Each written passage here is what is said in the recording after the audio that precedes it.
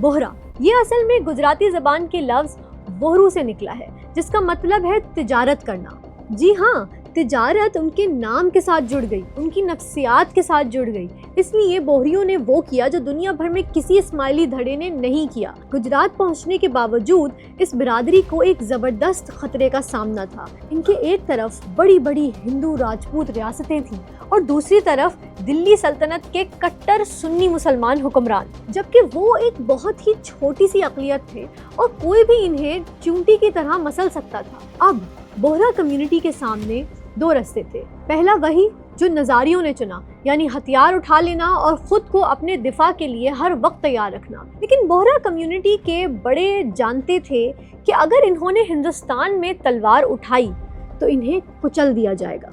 इन्होंने फैसला किया कि वो सियासत में या जंग में हिस्सा नहीं लेंगे, बल्कि ख़ुद को इस इलाके के लिए नागुज़ीर बनाएंगे। वो कैसे? इस तरह के इतने अमीर हो जाएं, माशी तौर पर इतने मजबूत हो जाएं कि मुल्क की इकोनॉमी हमारे बगैर चल ही नहीं सके। फिर चाहे दिल्ली में तख्त पर मुसलमान बैठे, हिंदू बैठे या अंग्रेज, कोई हमें नुकसान नहीं पहुंचा सकेगा। ये एक बड़ी तब्दीली थी। उन्होंने मजहब और रूहानियत को सियासत से बिल्कुल अलग कर दिया और अपनी पूरी तवज्जो तिजारत पर और कम्युनिटी को अंदर से मजबूत करने पर लगा दी।